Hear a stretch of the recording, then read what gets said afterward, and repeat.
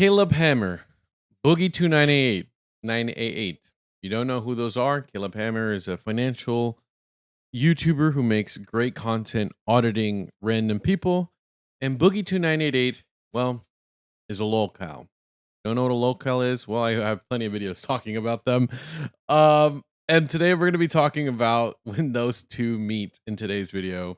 Caleb Hammer exposes Boogie2988's lies. More internet history is made in this podcast, I'm assuming. You interviewed Boogie, and that was something completely unexpected. Which, by the way, link to the original video down in the description below if you like the conversations and comments that we have here on this channel. Consider subscribing and supporting your boy. With that all out of the way, consider getting you got your keyboards ready. You interviewed Boogie. Because we're getting into it. I keep starting it. I'm excited to see it. Sorry, I had to do my intro, but let's get into it. You interviewed Boogie, and that was something completely unexpected. The interview came out. For those unaware, Boogie's one of like the OG YouTubers. He's been doing this for like 15 years, has millions of subscribers, and he's broke. And so when this documentary came out on his lifestyle, people were very much criticizing his lifestyle, and they said he had narcissism and personality disorders, but you went at it from the perspective of his personal finances. What was it like meeting him? He's interesting behind the scenes. Well, wasn't even expected to talk about him. Like, do I want to just like out his entire existence? No, probably not. But I mean, okay, a little. I heard he was talking trash after the episode. He was talking trash after the episode, but the dude is just so nice and gentle in person, and you can tell, unlike you guys, who you're the same as you are off camera. I think I'm the same off camera as I am on camera. You are. He's not. He kind of puts on a show. Which is why people call him a lolcow. I mean, it's just one of those things where like he embraces the stupidity that he has created. I feel like, and if he doesn't, I feel like he would just end up being forgotten, like a lot of these OG YouTubers. I think this is probably hear me out. This is one of the biggest things I think. A lot of content creators and YouTubers are starting to realize and getting to the age where they need to retire or move on because they can't stay as relevant. And they don't know how to stay relevant. And it's one thing to try to make money off a channel and just kind of make content. But if you're not part of the zeitgeist and you once were, it's much more impactful on your mind. And so what happens with these content creators, if they don't retire on a good note, then, they're kind of just stuck being the joke, the butt of the joke forever. Kind of like Boogie2988 and very many other channels that have become lol cows. Which I think is why a lot of people find him to be a little more fake, which isn't surprising why an audience would fall off like that. If like the person you're not watching is genuine on YouTube, YouTube is supposed to be the place where you're literally just seeing the person, So he was very nice, very happy. But then, after we recorded the episode and everything, he went and he trash talked on his own podcast. It's so funny because I did this Caleb Hammer episode, but number one, that guy was such a dumb. He thought that. But I don't know if he's doing like the promotion, like the shit talking promotion or the real thing. I actually bought a Tesla. Anybody with a brain knows I didn't buy a Tesla. He's like trying to find something to nail me on. He's like going through my bank account. And the only thing he can find to nail me on is like eating out. Bitch, look at me. Do I look like somebody who's saving money on food? He trash talked on Twitter. And then a couple times on Twitter, he was like, oh, this is for the drama and this is for that. It was very confusing to follow. And like me and my team, we were just like sitting back watching him just do his own thing and just confused as to why. So what did he say about you? I think he said I was a dick, which fair enough. It's fair. I can be a little bit of a dick. True. Yeah. It's fair. Though I was actually pretty gentle to him because... Why does he say gentle like that? It makes me uncomfortable. One thing he's really good at. Yeah. He's very good at the manipulation around therapy talk. What is therapy talk? Therapy talk in terms of just bouncing around subjects and making everyone feel very sympathetic for your situation and just making it seem like everything's excusable in a way. He was very good around just dancing around things. And also, I mean, he lied a lot as well. But that's kind of what okay, if you don't expect that from him now, it's kind of your fault. You know what I mean? Like he's done this for years. It's kind of his whole gimmick at this point. Like it's just That's why people are just like, it's a character at this point. It has to be. If not, then it doesn't matter, really, I guess. It's just kind of, that's Boogie2988, Mr. What is it? Mr. Wholesome Streamer or whatever that got the streamer award back in the day. Isn't it funny? Boogie2988, Miss Dr. Disrespect, both got awards from the streamer awards. So, that's probably why they stopped doing it. Did he? I mean, so I he didn't catch anything. that Chick-fil-A thing. I don't know if you guys watched the full episode, I but did. he was talking about going to Chick-fil-A and he spent like $20. He was like, I gotta feed 2 people. Or I gotta feed 4 people or whatever, and that's why I spent $20 there. There's no shame, fat shaming, anything like that. But you do not stay at his weight if you're only consuming for a meal 1 Chick-fil-A sandwich. If you're splitting that between 4 people, you don't. It's impossible. It's like calorically, mathematically impossible. So he was certainly lying a lot about his overall spending and just making excuses for. In fairness, Chick-fil-A is actually kind of expensive. Some of these places are actually really expensive. I don't know who said, you know what, let's just make all food expensive, but we need to stop it. All right, it's expensive. For things, Yeah. and it's hard because a lot of people that come on the show, we see their statements, they'll admit to things where we see the statements, we're like, why'd you spend money on this? He's like, oh, I'm buying it for other people, not consuming it for myself. And I'm like, okay. So what predictions do you have for Boogie? He might be forced to sell his house, which really sucks, but forced to sell his house just to have enough money to survive. He talked about moving into like a rural environment after selling his house, but then his healthcare needs require being close to like good medical facilities and people, and he wouldn't have that in the place he talked about moving. So, I mean, the sad likelihood is, the dude's probably not going to be here in 10 years. First off, based, true. We just talked about fat and obesity the other day, which it linked in the description to a whole playlist of various topics that we talk about.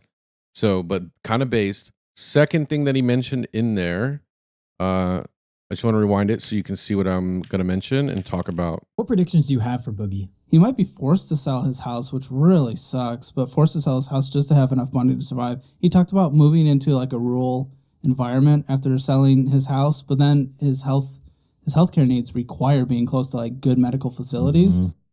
I don't remember when this was recorded, but right now is not a good time to be selling or buying a house. But also, this is one of the reasons why I said that I'm getting in shape, I'm losing weight, which I am losing weight, gaining muscle. Like I'm actually feel more athletic. I feel more healthy. You could probably tell just looking at me. I mean, I am darker. The sun's out over here, so you know that there's that. But I am actually feeling like I'm losing weight. I no longer having to wear 2XLs. I'm down to an XL. And it feels good. But if you remember multiple times, every time I bring it up, I'm going to say it every time. I'm doing it more for myself first, but also if I want to take content creation seriously, if I want to eventually travel for the channel, because we talk about a lot of traveling on this channel. If I actually want to travel, I have to be healthy. I have to get in better shape. Because the thing is, it's like, no matter, even if you're healthy and you're in shape, traveling takes a toll on your body. It does wear and tear. It's just constantly changing time zones, adjusting your diet, just adjusting your whole life for a couple days.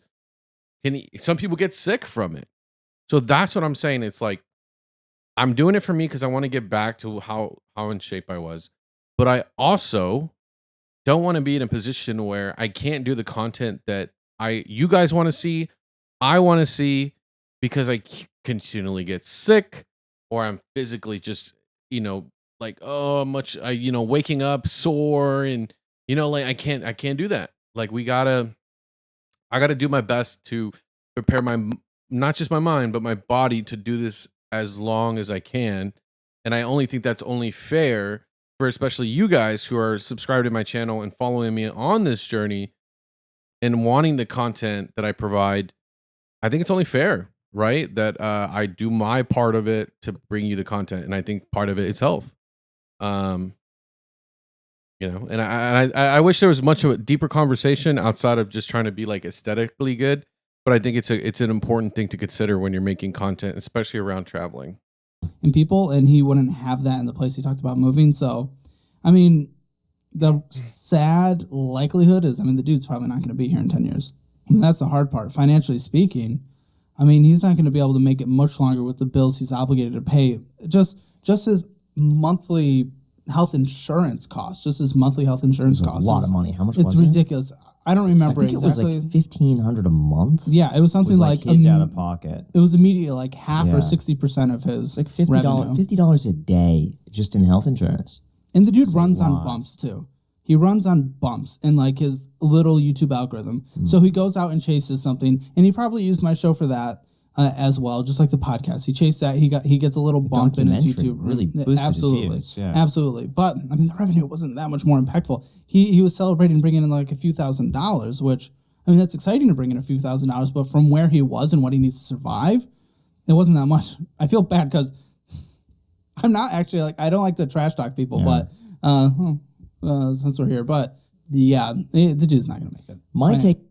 But also, like, just to be fair, what a lot of these YouTubers did when the money especially during the pandemic, you're starting to see the effects of this now. So you're probably, if you're watching this like months later, like this reaction months later, you're probably going to say, well, no, it's actually happening now. It's just at the time of this recording, you're seeing it start now.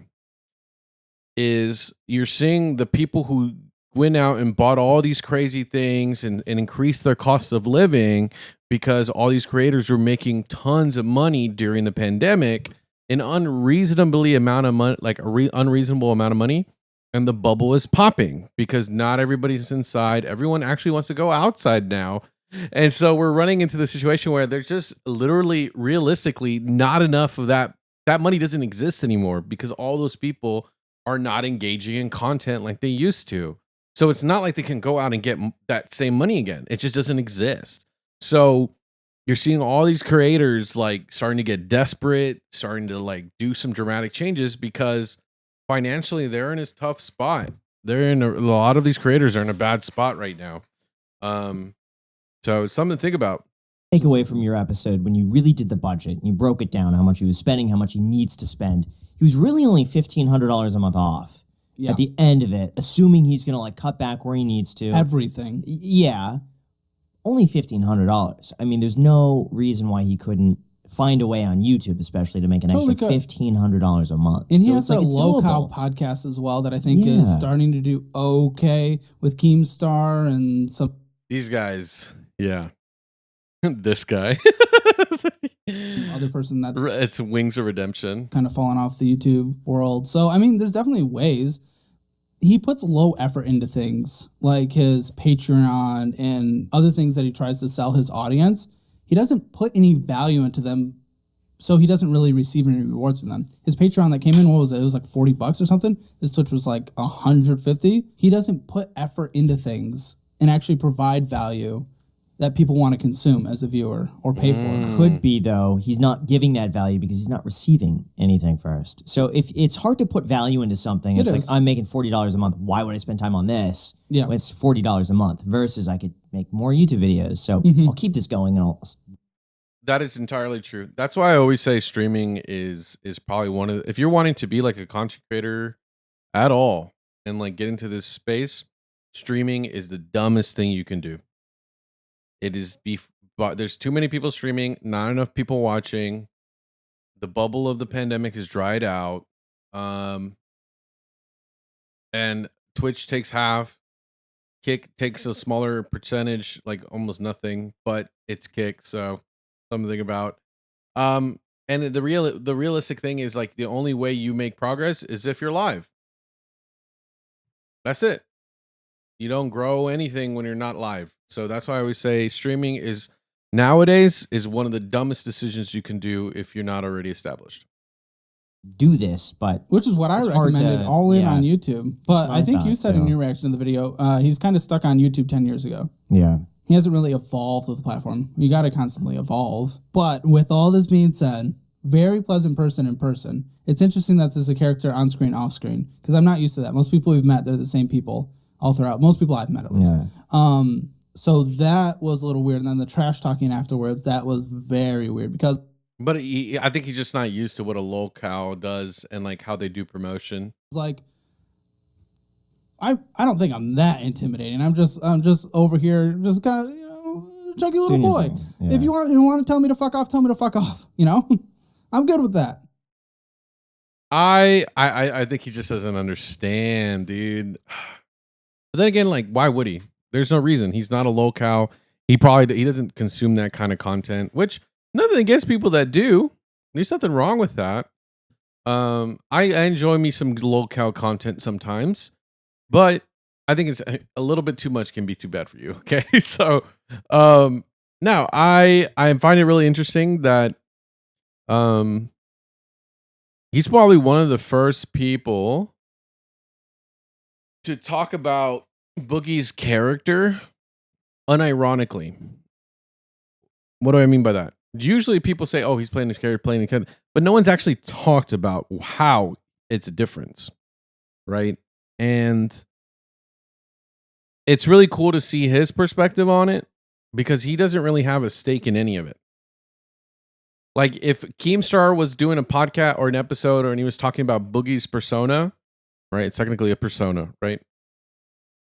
It's not. I'm not going to take him as serious because he has a stake in what he's saying in regards to the relationship. Caleb does not. So him telling us that is really insightful, and it actually kind of makes you even more wonder: how are these other lolcows? Are they self-aware? Are they not self-aware? What are they? I think it's one of those beautiful. I keep making Black Mirror references. If you haven't seen the show, I think the new season just came out on Netflix. They don't pay me to promote their show, but there's so many times when I've always said we need to do studies on these things because it's so interesting to see maybe like how much of a percentage of YouTube is personas, how many of them are like truly authentic. Like someone like Caleb, I don't see a reason for him to have a persona. It's his content doesn't really require one, if that makes sense. And same with these guys, they're kind of just, it's just interesting to see the dynamic. But let me know what you think in the comments down below. Was I off about it? Should he be talking about Boogie like this? Do you think YouTubers should retire at some point? And if so, how? Let me know. Love you guys. Check you out on the next one. Bye-bye. This video is brought to you actually by viewers like you. Thank you so much for subscribing and being part of my journey and allowing me to be a part of yours. Let's create new memories this 2025 on our road to 1 million subscribers. And with all that jazz out of the way, I just want to say thank you so much. I love y'all and enjoy the video.